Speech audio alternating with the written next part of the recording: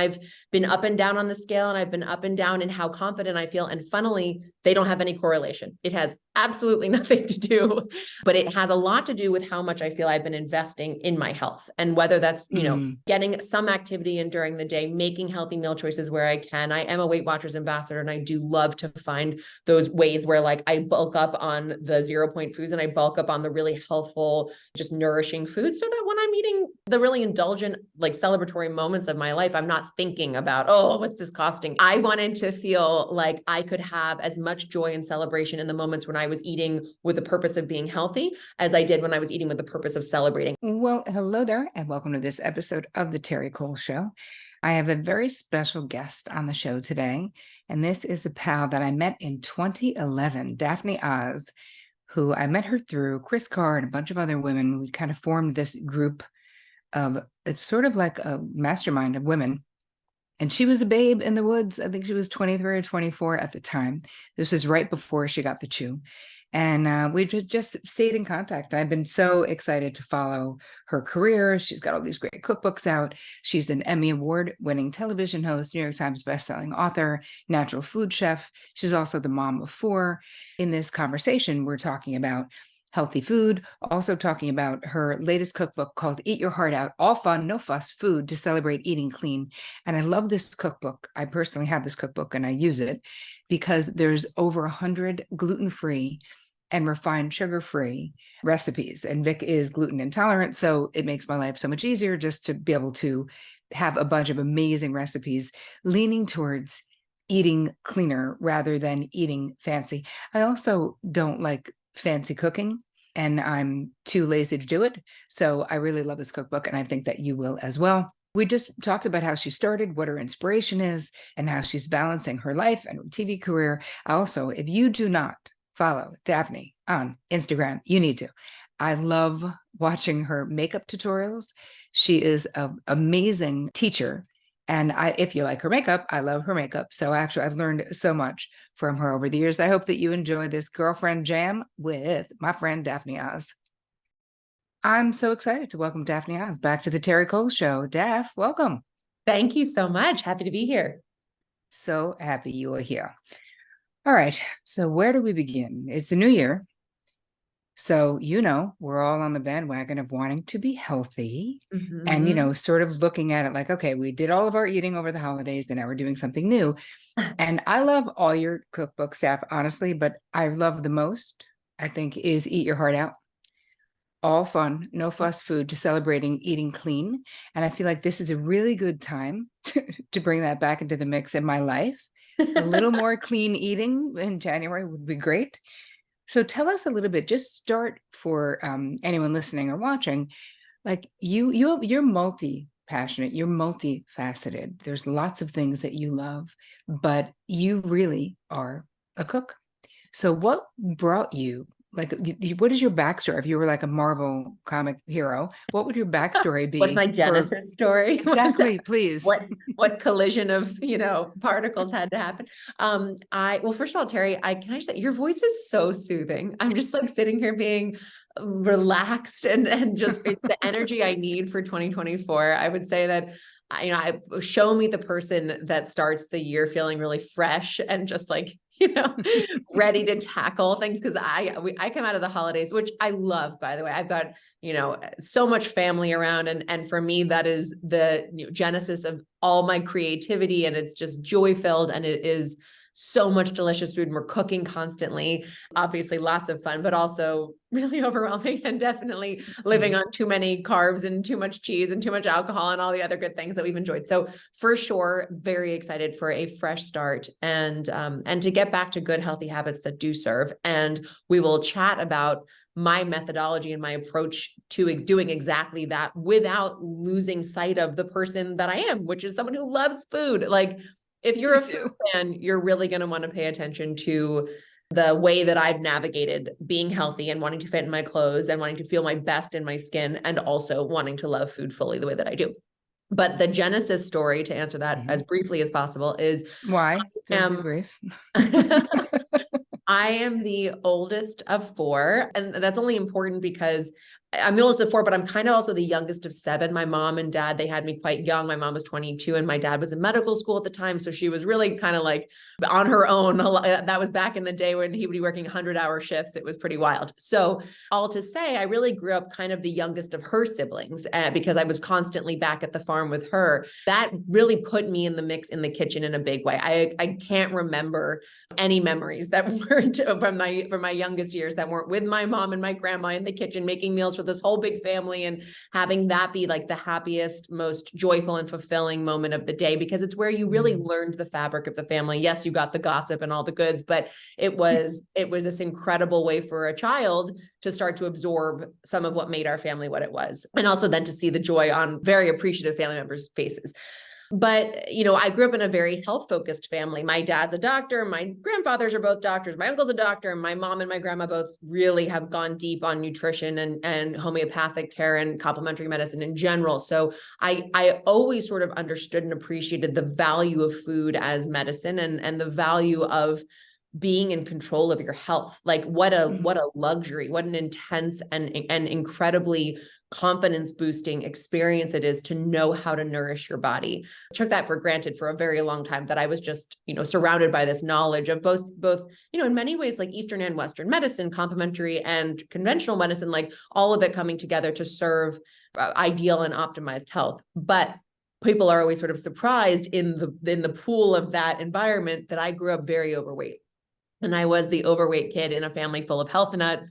And there are many experiences like this in life where you think the thing that is going to be your cross to bear and the thing that makes you feel insecure and uncomfortable oftentimes becomes the thing that defines you, and not defines you in a negative way, defines you in an incredibly positive way, because it gives you this goal to tackle. And it is through that discomfort and through that lens that you have to grapple with in your own life that you suddenly find where your value is going to be. So in navigating being the overweight kid in a family full of health nuts and realizing that my immense love of food and creating food and having that role in the kitchen to feed my family was something that I knew was always going to be a love of mine, but how do I balance that in a way that still allows me to pursue health and still allows me to do all the things and tackle all the things that I want to in my lifetime? And so I wrote a book called The Dorm Room Diet, which was about my 40-pound weight loss in college. And obviously most people are like, wait, hang on, the freshman 15 was not a weight loss idea, but for me, that immense freedom came with responsibility. And it was this idea that, yes, you can still go to the pizza parties and the keggers. And at the time that I was in college, like watching 24 on Monday nights was like the biggest thing. And still wanted to be a part of all those really seminal college experience moments, but do it in a way that gave me my power and my control back, helped me make choices that were going to serve me long-term. And in the process of writing that book and then being thrown into a book tour where as a college student, I was speaking to other college students about weight loss, which, as you can imagine, as a shy child, was not a particularly fun experience at first. And this is my point of turning the sort of cross to bear moment into something where it really galvanizes and crystallizes where your service is going to be, because it made me very vulnerable. And in being vulnerable and being able to speak authentically about my own experience, I found this incredible community of people who were like, wow, this is someone just like me explaining how to eat well without sacrificing the life phase that I'm in right now. It's digestible. It makes sense to me. I feel seen and approachably and relatably discussed, just discussing this topic. And it was such a cool 180-degree shift over from something that I felt was something I was struggling through and having a problem with, to something that I felt like, wow, I'm on this journey with so many other people, and the success that I'm having, watching them have success out of that, was like the coolest thing imaginable. So then I got a job at The Chew, which was a amazing cooking and lifestyle talk show on ABC that I got to host for 6 or 7 years, and was an incredible ride of like, not just amazing cooking education in general. I went to culinary school and all the rest too, but like learning how to do television, learning how to cook, learning how to communicate about the things that I felt made life really delicious, and doing social media all the while. And now here we are. My husband, John, and I have 4 kids, and I am hosting MasterChef Junior alongside Gordon Ramsay and Aaron Sanchez on Fox. and doing lots with social media and lots of cookbooks, and really everything that I do professionally is obviously I do this personally too, because it's really just a model of my own life. I'm always the guinea pig, right? I'm always trying to share things that really genuinely make a difference in my life and work for me and are worth the time, because God knows we're all really busy. Yep. Is I look for confidence solutions. I really want to feel like I'm maximizing my life. I really want to feel like I'm capable of doing the things that are important to me and that I'm making time for those things. And also that I'm putting myself out there in a way that represents the best of me. And I think that, I look for that, of course, first and foremost in my family and in my food in my kitchen, which is where a lot of my content is from, but it's also fashion choices. It's making a statement for myself, first and foremost, of like, I want to go into my closet every day and know that I'm going to put on something that makes me feel good. I don't want to stare at 100 outfits that don't fit me. I really want to fine tune what are the things where every morning I put myself in a headspace to really be of the most service I can be, which is making good choices for myself, first and foremost, for my family, so that, I'm pouring from a full cup, and then to share that knowledge wider, fashion, food, and beauty wise. Beauty has become something that, like, I've always loved playing with makeup, but I feel like randomly it has become something that I've gotten kind of known for, because I'm not a professional makeup artist. And yet I do these looks that are like approachable, but for people who aren't necessarily minimalists. I'm not spending an hour in the makeup chair, but I want it to be impact makeup. So yes. Oh my God. So many things to say. Well, first of all, I distinctly remember the chew, because we had all gathered previous to that. And there was the whole chain going around of like, everybody put on the chew because it's Daphne's new show. And we were worried, we wanted to make sure you got good ratings. Oh, you're the best. This was like so many years ago, right? That we were all like, did you put your TV on? Is it happening? Like, how many years ago did the chew start? We started in 2011. Wow. Which I know feels like a lifetime ago. And I was 24 at the time. It was an extraordinarily intense and brilliant time to get to learn television, because it was still when people turned on daytime television and watched their shows, which, humanity has changed quite a lot now, and our viewing habits have changed quite a lot now, but it was an amazing experience. So you had said about being a shy child.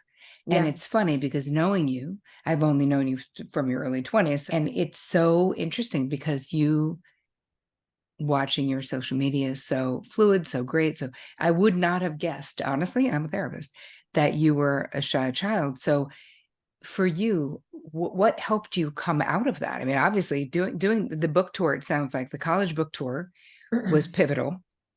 It really, that was trial by fire. That was sink or swim, do or die. And when I say I was a shy child, like the qualification I would give to that, just for people who themselves are shy and are like, wait, hang on, how do you shift out of being shy?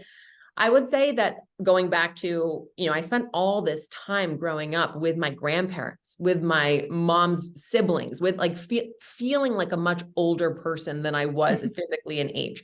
So I've always loved being with grownups. I just couldn't really figure out the kid thing. So I think the reason the book tour was trial by fire was because I was speaking to kids my age. And that's why the vulnerability piece became so obvious to me, was that I was worried if I, talked about these things that I felt like, I was dealing with this, I was struggling with this, that was going to make me seem weaker. But in reality, that was what everybody needed to hear, because that was what they were dealing with. Like, they felt the same frustration I felt of, what are the healthy options here? What can I cook that takes 10 minutes in my tiny dorm kitchen? How do I go to the social gathering where like everyone's eating and drinking and doing, like, how do I go there and have a great time and not feel restricted, and also not undo all this good work I'm doing everywhere else? And I think that it was just this really eye-opening experience of that crystallization of my lens. My perspective was that you can have your cake and eat it too, truly. Like, you can love food and love the experience of congregating and like, convening around a beautiful meal, but you can also want to feel good in your skin and feel capable. That was what it was really about for me. The reason college became this moment when I was able to create this healthy lifestyle plan that really worked, that I wrote about in the Dorm Room Diet. It was so obvious to me the ways in high school, when I was 180 pounds at my heaviest, I realized the ways in which I was holding myself back. Some of it was physical, like I would play a lot. I played a lot of sports in high school, and, I'd be put into play, but then have to be pulled out a few minutes later because I just didn't have the endurance to keep going. It was really, and that was frustrating beyond, to feel like you can't help your team and you can't just do the things you're supposed to do because you're carrying around more weight than you need to. But even beyond that I was carrying myself differently. I wasn't putting myself out there the way that I might have otherwise. And that was purely because I didn't feel strong. I didn't feel good. And so I wanted to take that opportunity of like independent living at college and see if I couldn't find a way that I could balance it a little bit better. And I did, which was really helped, I would say, to the confidence piece, which people ask a lot, like, how do you cultivate confidence? What does that mean? Because I don't think of confidence as a destination. Like you don't arrive confident, Right. you have to work on that every day. You have to work on making the choices that do make you feel good. Like I purposefully avoid situations that don't serve me. And that's not to say I avoid uncomfortable situations, because going back, I think that we grow through discomfort. I think a lot of the time, the lessons that we're given are to make us stronger, but also more nuanced. They're to give us our edges, right? Like something I learned early on at the Chew when I was talk about more trial by fire. So I started doing the Chew in 2011. Most of you will remember that was the dawn of social media, and the Chew had replaced All My Children. So every All My Children fan was like throwing nonstop vitriol at us. They were so mad that the Chew would come, and it wasn't our fault. Like, the show was going away regardless, but in any case, we were the scapegoat. And then on top of that, my co-hosts had all been seasoned television professionals for a long time. And I was really learning the ropes there. And I'm sure in many ways I was doing more bad than good at first as I was trying to learn. So I was hearing that a lot, and I was hearing, about my terrible fashion choices and how much they hated my lipstick and like the things that young women have to hear about in terms of outside criticism is ludicrous. But needless to say, I realized, after really being miserable reading these comments, which you should never do, but reading these comments, feeling like I'm never going to make everyone happy. This is crazy. And then I realized, like, no, you're never going to make everyone happy. And as long as you try to make everyone happy, you're never going to be someone's favorite. And that was like a very pivotal moment for me of, everybody thinks like vanilla ice cream is okay, right? Everyone's like, yeah, it's fine. I'll take it with my dessert, like whatever. But you don't remember vanilla ice cream. You don't purposefully order vanilla ice cream. I would rather get to be myself and get to be exactly who I am and have people who love me, people who don't love me. And that was just a really like eye-opening experience of leaning into those experiences that are challenging and difficult, but make you stronger and give you those edges and give you that sort of rock hard foundation of who you are, not who everybody else wants you to be. That I think, a very valuable experience for me. It's interesting. Before the summer, right? As the summer was coming this year, you had this great post. You had been working out. You've been, your Weight Watchers ambassador. It's like all this stuff, but you looked great, and you were encouraging your followers to kind of just like wear the bikini, like 100% wear the bikini. Yes, just wear the bikini, and also knowing and saying that you were going to get hate for doing it, which was, you just mentioned, like, there'll be people who are like, wow, you're so disappointing. And I remember commenting on the thing and seeing that overall, because you've also curated over the many years, a lot of your followers are obviously people who like your style of what you do. Like you said, it's not vanilla ice cream. It's specifically choosing you. Pistachio. That's right. We love it. But it was so interesting to see the response. And what for you, was there more response than what I saw on Instagram? Oh, it's so fascinating to me. What I'm always blown away by is the response when I post pictures, bikini pictures, or things where I'm reminding myself and reminding my followers that, like, you get one chance, this one day, to do it once, only this time, and so what are you going to do with that opportunity? Are you going to cower and be like nervous that somebody doesn't think you look good enough to wear this bikini? Or are you going to go have a great time and realize that probably they're not actually looking at you? So like, it's okay, but also it doesn't matter. It's about what you're doing to take on your day in the way that makes you feel most filled up. And like you are living your most delicious and beautiful and full life as you can do. What I'm always blown away by is people who write and say, watching you love yourself, it helps me love myself so much more. And like that, it just blows my mind with joy. I literally get goosebumps thinking about it, because I don't think any of us really understood how deep-seated the self-questioning and the judgment and the like nervousness at what other people are going to think has become in all of us. And it's so entrenched. And so the more I can lean into like, I'm not doing my life for anybody else, I'm doing it for me, and I want you to have the same.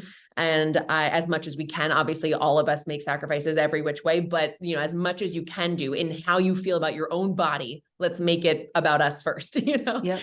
Anyway, so the response was crazy. Actually, I couldn't get over how many people responded and how many people responded positively to that post. Yep. And you're absolutely right. I am a sniper with that block button. If there are people who are even remotely there with like a really judgmental tone, a really negative, nasty tone, like the community that I have cultivated is very purposefully there with that intention. I want to learn. I want to be inspired. I want to find something delicious and fun or beautiful to look at and feel like I can create in my own life. I want it to feel inspiring and relatable. I also feel like there's plenty of other places and corners of the internet you can go to have like difficulty. If you're following me, it doesn't need to be that, Yeah. Anyway, so I loved that. And I'm so glad that, you saw that happen, because I do think that body positivity wasn't something that I purposely was like, I'm going to lean into this. It just was genuinely what I needed more of in my life. I've had 4 kids and I've been up and down on the scale, and I've been up and down in how confident I feel. And funnily, they don't have any correlation. It has absolutely nothing to do, but it has a lot to do with how much I feel I've been investing in my health, and whether that's, like getting some activity in during the day, making healthy meal choices where I can. I am a Weight Watchers ambassador, and I do love to find those ways where like I bulk up on the 0-point foods and I bulk up on the really healthful, just nourishing foods, so that when I'm eating the really indulgent, like celebratory moments of my life, I'm not thinking about, oh, what's this costing, and that actually is where Eat Your Heart Out, my last cookbook, came from. It was this idea that I still felt after 15 years in the food industry that when you're supposed to have 2 different personalities, one for when you're being good and one for like the rest of your life. And I wanted to feel like I could have as much joy and celebration in the moments when I was eating with the purpose of being healthy as I did when I was eating with the purpose of celebrating. And I frankly didn't think those 2 had to be separated very much. I thought that healthy, nourishing food should feel celebratory too. And so this is 100 recipes full of all that delicious flavor and celebration and indulgence, but without any gluten or refined sugar, which for me are the foods that I've never been diagnosed with any allergies per se, but I feel like they are the gateway to overindulgence. Yeah. I definitely don't feel my best when I'm overeating gluten and refined sugar. So while I still have them in moderate places, when I'm really trying to lean out, whether it's after holidays, so this is the perfect time, I do want to eat my heart out of all those recipes, but it's also after childbirth. And it's also just periods throughout the year where you're like, you know what, I just want a week. And that was the other thing, is I got easily overwhelmed. I didn't want to feel like it had to be this, 6-month long expedition. It could just be 3 days. It could just be a week of, let me just give myself this balance back. Let me just give myself this good foundation back. And then I'll be ready to take on my day and all the fun things that come with it.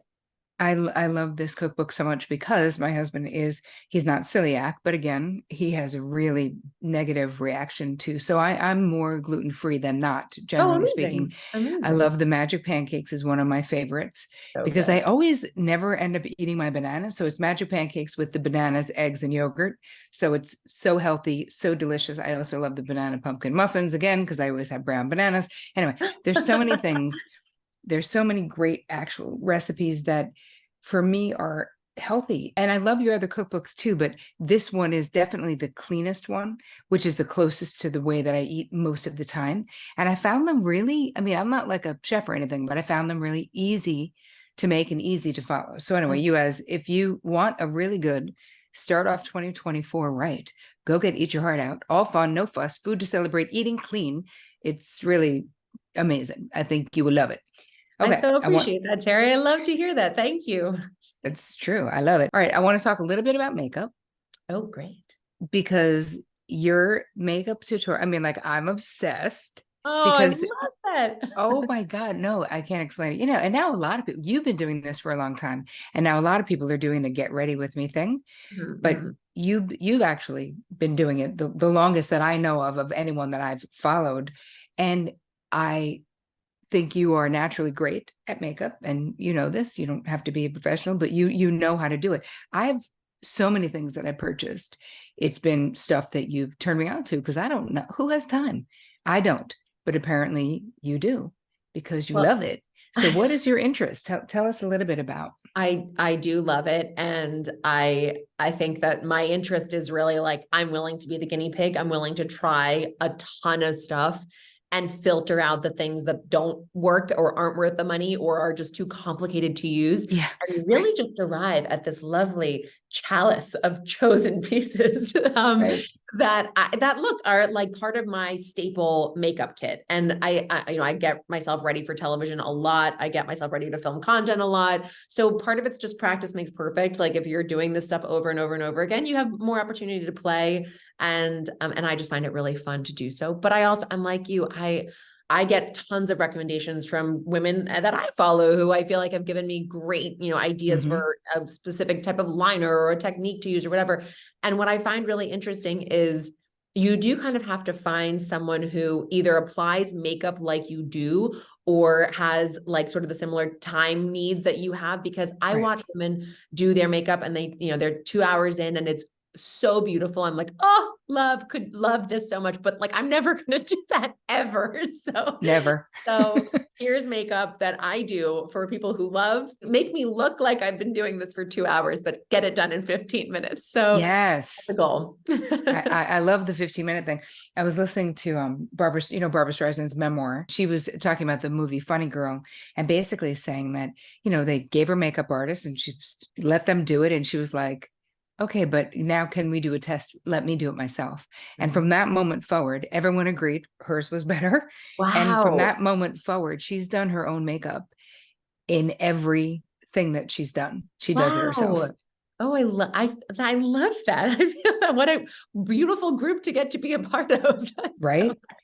I, yeah. I was like, yeah, man, I don't blame you. And it's funny. I find that when I have other people do my makeup, I feel like because I've been doing it myself for so long, that so much of the time I have to be really specific about what I want, Yeah. or I try to let it go. I try not to be super controlling, but then I end up redoing it. You know what I mean? Where I'm like, that I doesn't mean, work. makeup artists are so talented and like I admire their craft so much. And it's your face that you have to look at all day, every day. And so Yeah, you spend, you know what you want, you know what you're looking for, like the little tiny, I have like a trick of the eyeliner that's really important to me, or I don't think my eyes look right, like silly things right. like that have nothing to do with anyone's professional training and just are little Exactly. nuances of, and also going back to this through line of confidence, like there are plenty of days I don't wear makeup, obviously, but I know that especially if I'm like feeling tired or a little bit lackluster, I put my, mascara on, my little bit of eyeliner, a little lipstick, and I feel so much more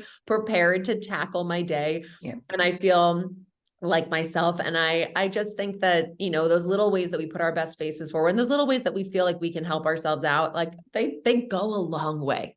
For the 5 minutes it takes, it really goes a Yep. long I love it. And 5 minutes is the perfect amount of time for it to take. All right, question for you about, you got 4 kids, you got lots of empires, you got you're very busy lady, business lady. What do you do to stay grounded? Do you have daily routines? Do you have things? What do you do? My absolute favorite thing to do, especially at the end of a long and overwhelming day, is go for a walk with my husband. So we live in a place where there's a beautiful bike path, and we will go and we'll take the dog for a walk and just have that moment of decompression. First of all, to be together, which is awesome. Like just, that connective point, and not one where it's like harried and you're running all around. Or by the way, Right. one of the biggest changes that we've made in our marriage, and I think it has been so valuable, it's not a laundry list, like run through the administrative tasks of the, your family's a business, right? Like you're running a Yep. business when you're running your family, which is you're managing all the different inputs and outputs, where the kids have to be, when they have to be there. Did you remember to book these tickets? Like that is not relaxing. No. So we have a family meeting at least once a week, but oftentimes more, to go through all that BS that like is just a little soul draining, but has to be done. So that when we're on these walks, that's when we talk about like big ideas, what we want to do, what we tackled that day, what we feel like really jazzed up about, work through things that we're trying to sort through. Like if I'm having a thing with work and he's helping me brainstorm how to tackle it better, or vice versa. And I think that's my favorite way to really have just like he's like a walking, just like grounding stone, which is amazing. But, I realized last year that I really kind of had stopped reading for pleasure. I was reading a lot for work, obviously, but I wasn't like sitting down to pleasure read at all. And both from a nonfiction perspective, but also from just like, I love reading fiction. I really get lost in the stories, and I get really I get a lot of calming, sort of just leveling from that experience of that world. And so I try like 15 minutes a night to read both my nonfiction and my fiction books. So I'm like filling myself up and giving myself more things to talk about and think about, which we want to keep ourselves dynamic. So those are two things that I love to do regularly. And then probably once every 3 weeks, once a month, I actually remember that there's a bathtub in this house, and I go and get like a gorgeous soak in with like my arnica milk and my Epsom salts. And I listen to my book on tape, which is my other favorite thing to do ever. And or like watch a show, which is the height of luxury is being in a bathtub with your iPad, like on the counter, far away. It's not going to fall in the tub, but like watching a show. It's just a dream. It's a dream come true. Yes. Especially when you got 4 little kids. It really All right. is. I have one last question for you. Personally, what has been your most challenging boundary struggle, and how have you overcome it, if you have? The thing that comes to mind first, and it's something we've already touched on a little bit, but just to highlight it further, I had to put a boundary on how much of myself I was willing to let be shaped.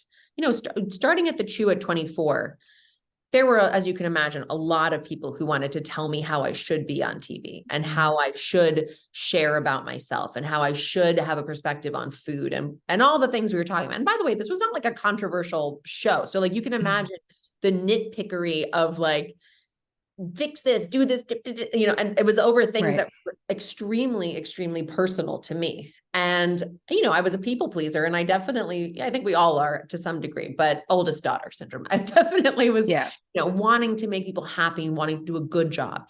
And at the same time, realizing how much that caps your actual potential when what they want you to be is not who you actually are, or not the full extent of who you actually are. Like even if you hit perfect on that expectation, you're still like down here in terms of what you could be. And that took me, a number of years to learn. But once I did, and I could really start fully just being myself, and that was like, funny and off the cuff and weird, and like, my weird sense of humor, and also my like, a little bit sassier than I think at first, and that I was at first. And I just, the more I opened up those little crevices for people, the more I really felt them realizing that, like any friend that you have, like there are parts of those people that, you're like, this is what I love. Like, this is what I want to have more of, and that I feel connected to. All to say, the boundary that I set was, I'm going to let the feedback that's valuable to me come in, and I'm going to let that really fuel me and make me better at my job, make me better at what I do. And I'm obviously in a tremendous learning curve right now, and I have so much to learn. But the stuff that doesn't help, or the stuff that I don't want to fix because I don't think it's bad, the blinders and earmuffs, and move on with your life. Right. Be happy. I love that. And that is a lot of your career, and a lot of your life has been trial by fire in that way, where you're sort of thrown in and it's sink or swim. And clearly you're swimming to be highly visible, and to be doing it in front of zillions of people. That is hard. As much as, you'll have people being like, not playing little violins for anyone who's famous or anyone who's had success or whatever, but that's a very specific experience to deal with zillions of people and energy coming at you. So I Mm. feel like I'm, getting through it, and sort of the boundary that you just described is so beautiful and so powerful. And actually it's applicable for anyone in their life, of that any feedback coming at you that isn't helpful. And another thing that really strikes me about what you said is it reminds me of Brene Brown talking about, who's it coming from? Because if they're not in the arena with blood on their face and getting their ass kicked and dirt on their hands because they're actually doing something. So it's being discerning Oh, yeah. about whose opinion we really care about. And hopefully with social media, I mean, I'm with all my clients, I'm all like, do not read social media, like, to the best of your ability, to really not let the trolls and the haters get your ear, You want to hear my advice for social media companies in general? Yes. I've never shared this before, but this is what I think should have to happen, because exactly what you shared from Brene is so powerful. Because there are plenty of people who feel really entitled to comment on people doing things and like judge people doing things, who themselves have really never tried to do much of anything at all. Yep. I think that you should not be allowed to comment on social media if your profile isn't public, because if you're just coming Yep. and like lobbing your little grenades in, but you're hiding behind this brick wall, seems a little bit, it seems like it lets people buy in for the wrong reasons. Yep. Like it should be like poker, right? You gotta put up a chip to play, Yep. You gotta keep your profile open if you want commenting capabilities.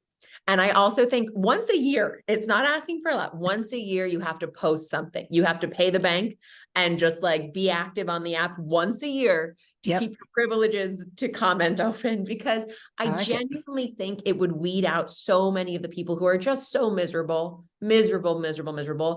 and force some of the engagement and the humanity back into the equation. And exactly to, highlight what you just said also, remember where it's coming from, right? Like if the things that are being said to you on social media are not coming from people from whom you would take real advice in real life. Yes. Why do you care? Right. Why do you care? Yep. And it's so easy to get caught up, though. It's so easy to get caught up in what people, where you want to defend yourself. You want to be like, what are you talking about? And literally this mindset that you're talking about is just bless and release is how I look at it. If I get, negative feedback. And again, like you, it's not like people can't, it's not about people not being allowed to disagree. It's about when you know that someone is in there just to search, just to be mean. I literally have blocked zillions of people. If I feel like I do not care, there's no second chances. I do not care. This is free. You're ruthless. Like, I know. And also, I don't owe you anything, because this is a free platform. And yes, I use it for my work and I use it to help people. But here's the reality: is like I don't feel like it's a requirement. Well, you're not kicking them off the platform. You're just not welcoming them into your inner sanctum. That's right. And I agree with you. I think it is zero tolerance, because it's not, you're still the person that made that comment, you're still and I just don't need it. And you don't need it. If I piss you off that much, you don't need it either. I am exactly. Out, It's for both of us that I'm doing it. 100%. All right. So where can people find you? Oh, please come find me. Let's hang out. I am at Daphne Oz on Instagram, on Twitter, TikTok, Facebook, all that jazz. DaphneOz.com is my website. And that's where I post all my recipes and link to all my, video content, everything as well. And I've just started doing you'll find it at DaphneOz.com too. But if you want to get straight there, because you're just maximum efficiency, shop.DaphneOz.com. Yes. I just launched this. And this is amazing, because I get asked all the time for just like, send me a link to your outfit, send me a link to your makeup. So it's all there at shop.daphneoz.com now, which is awesome. It just makes everyone happy. I love it. I was obsessively going through it before this. I was like literally putting a pin in this one, putting a pin in that one. Amazing. So I so appreciate you coming and spending so much time with us, Steph. I hope this is the best year yet for you, and we have to do this again. You too. Thank you so much.